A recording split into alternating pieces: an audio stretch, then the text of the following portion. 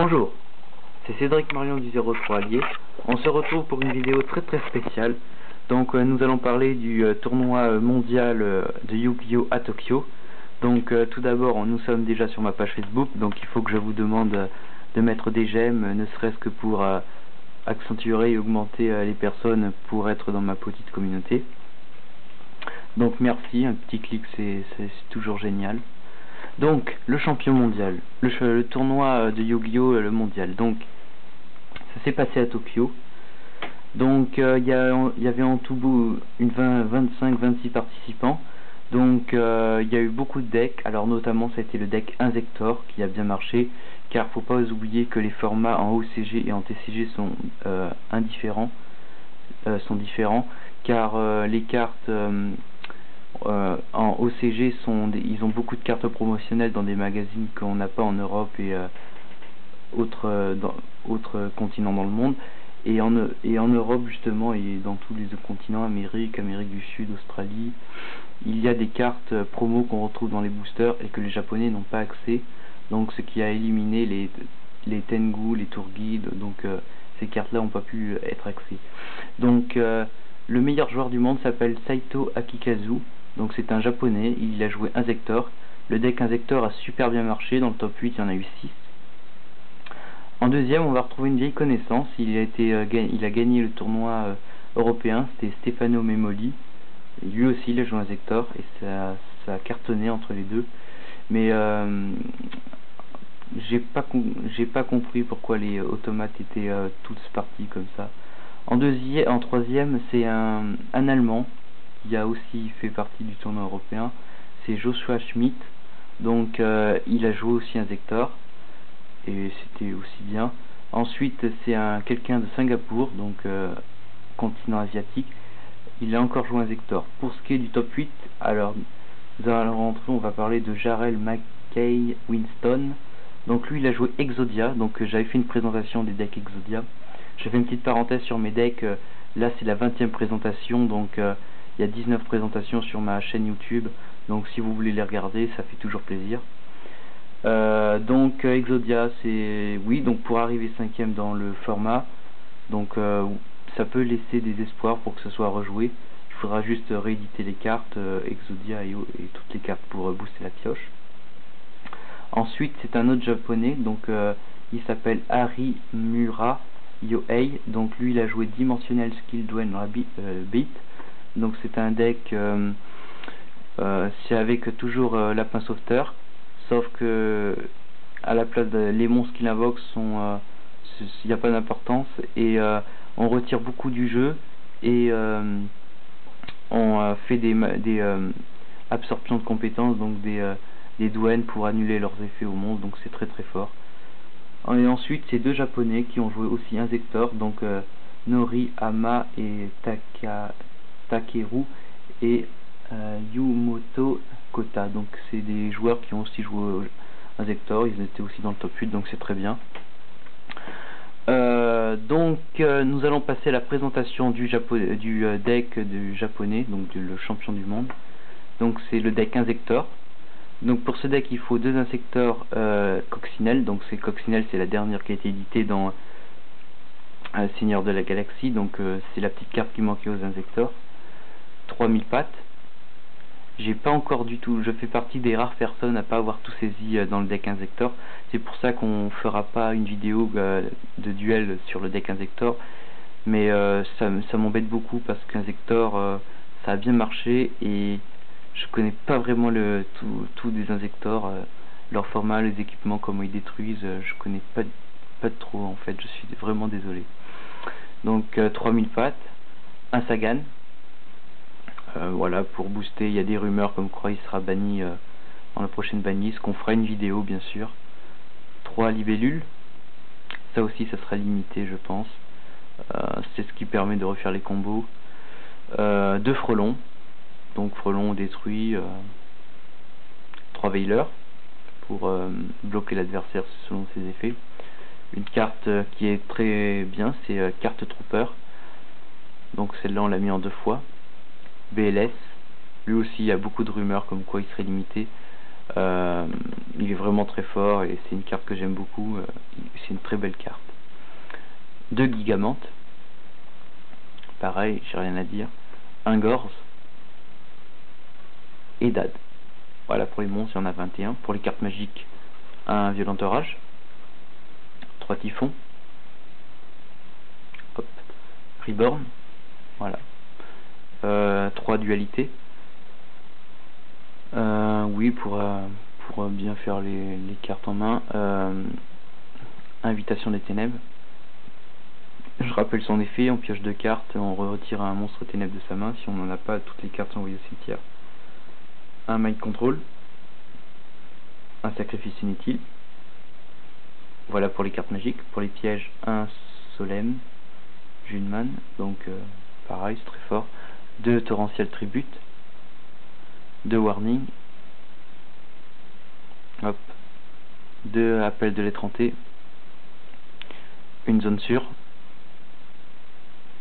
Et une Disparition en chaîne. Donc voilà pour le main deck. Donc c'est vraiment très bien fait, hein. On voit tout de suite que c'est un deck haut placé. On va passer au side, donc le side de Rico. Seigneur Lumière, tout le monde connaît son effet. De Maxé. Alors Maxé, lui, il a fait bien sûr partie des cartes promotionnelles dans Storm of Ragnarok. Mais il faut savoir qu'au Japon, ils font un booster ils font un best-of des 4 ou 5 derniers boosters qui sont sortis. Et ils rééditent par exemple des cartes qu'on a eues en Europe comme Max, Cancre la Max. Et justement, ils vont sortir le prochain avec Tengu réincarné, qui va passer en 3 dans la banlist. Et Guide des Enfers, donc c'est pour la raison qu'il ne sera pas limité, peu semi-limité, faut voir, mais il sera toujours joué, donc vos tours guides vous pouvez les garder. 2 corbeaux, c'est très bien, 2 corbeaux. Cyber Dragon, c'est très fort aussi. 3 Décrets Royal, pareil pour annuler les pièges. Une prophétie.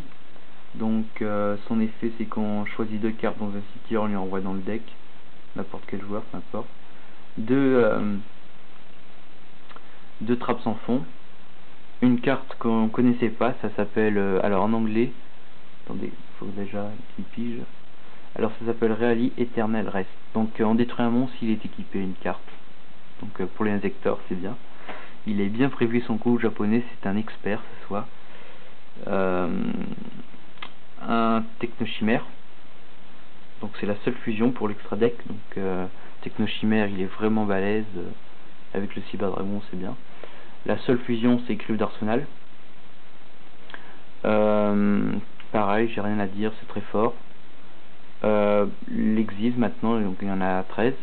Donc c'est un Zector Exabital, donc lui tout le monde le connaît. Ensuite Zainmain, automate, qui a été réédité dans les Teambox, donc vague 1 2012. Levière, donc lui il n'a pas été réédité, espérons, car il y aura ensuite une nouvelle Teambox vague 2.5 qui sortira début 2013, comme je vous ai fait voir dans la précédente vidéo. Ensuite le numéro 20, Giga Brillant. Numéro 17, le Léviathan.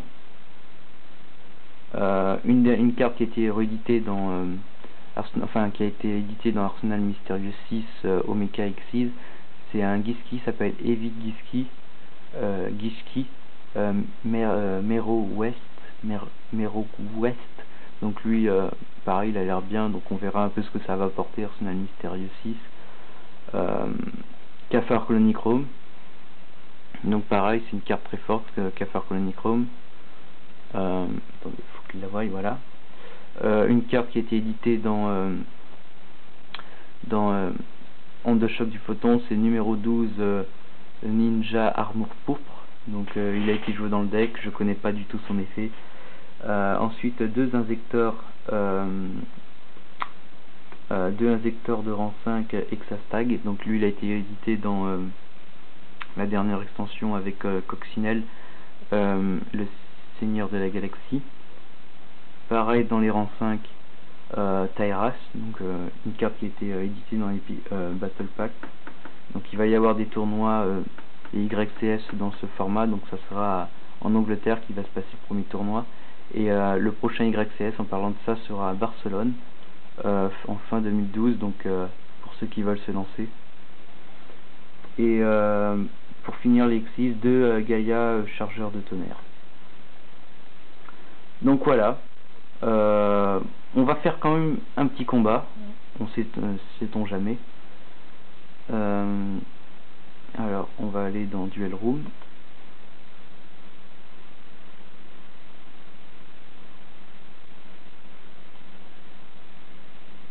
On va choisir ce bon deck parce que on verra un peu ce que ça va donner. J'en suis un peu curieux. Alors deck. Donc quand c'est en bleu, c'est qu'on peut y prendre normalement. Donc, ok, c'est confirmé. On va faire hop pour chercher des joueurs. Donc j'espère qu'il y a beaucoup de personnes qui jouent à Dueling Network.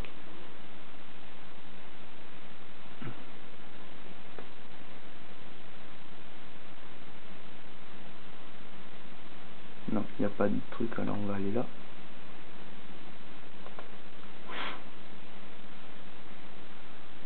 Non, non plus. Apparemment c'est dur d'en trouver. Ah, voilà, notre petite cible. Voilà. On va voir ce que ça va donner.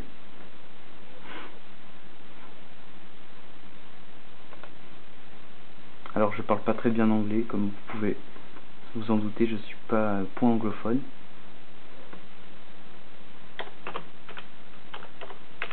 Mais je vais quand même lui demander son pays. Attendez, l'instant gras.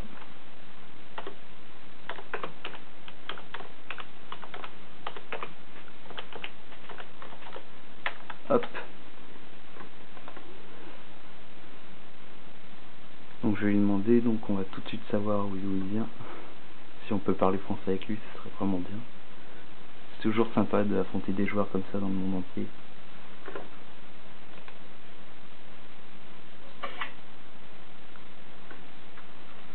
Alors il y a beaucoup de injecteurs, donc je vais essayer de pas faire foirer le truc.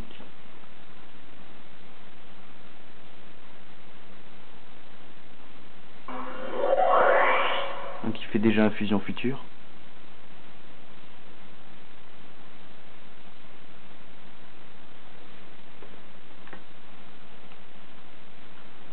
Donc il va nous faire un FGD, donc déjà il va falloir des trousses à fusion future, donc il faudrait qu'on pioche un frelon pour ça.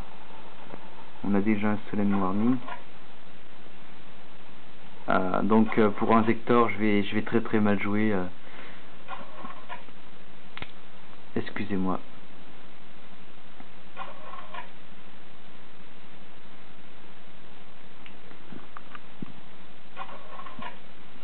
Donc voilà, 5 cartes.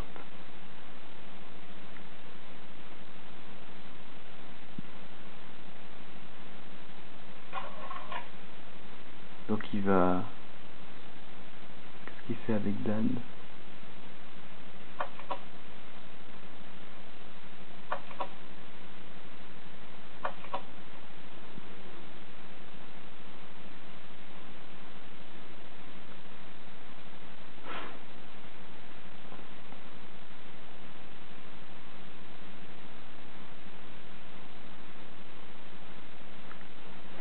Bon, on va voir ce qu'il va nous invoquer comme carte. Pour mettre un peu d'ambiance après sa fusion future. Attendez. Hop.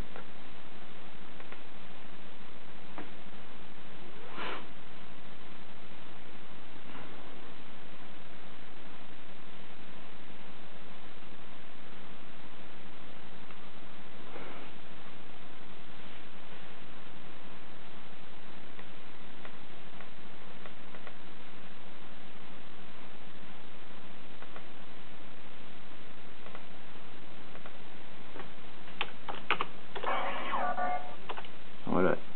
Alors, je vais lui dire que je ne parle pas anglais. So oui, pour dire désolé.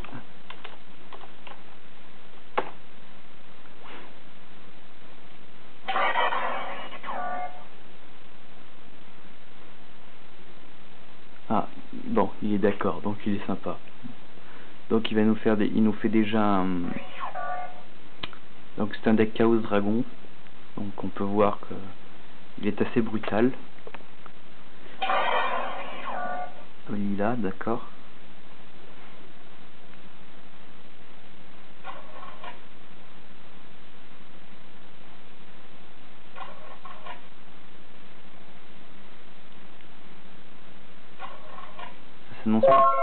Ah, c'est notre tour. Je peux empiocher la bonne carte comme l'âme des cartes dans l'anime. Alors c'est un typhon, donc on va tout de suite l'activer pour détruire sa fusion future. Hop.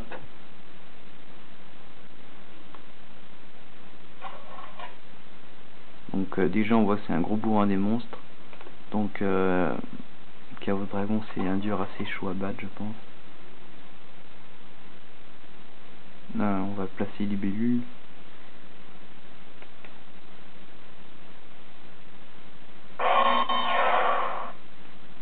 Et une carte va se cacher.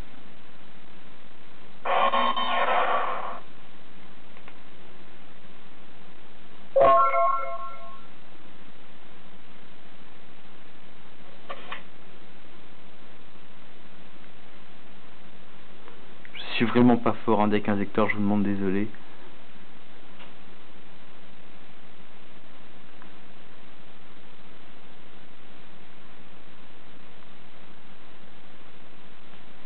Bon, qui fait effet de lilas, donc on va essayer de l'envoyer.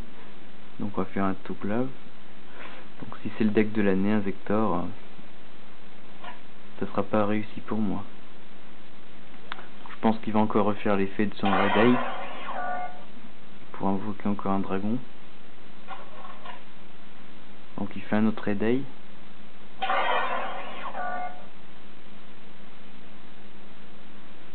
Ça s'annonce plutôt mal notre affaire.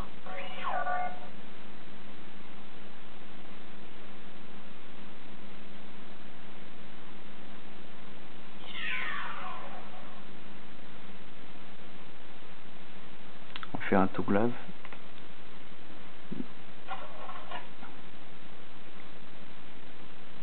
Et là on a perdu.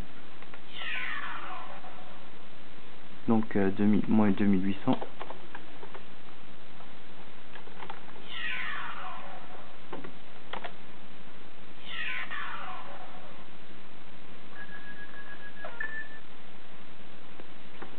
Encore 2800, ouais, le compte est bon, on perd 5100. Et hop. Allez.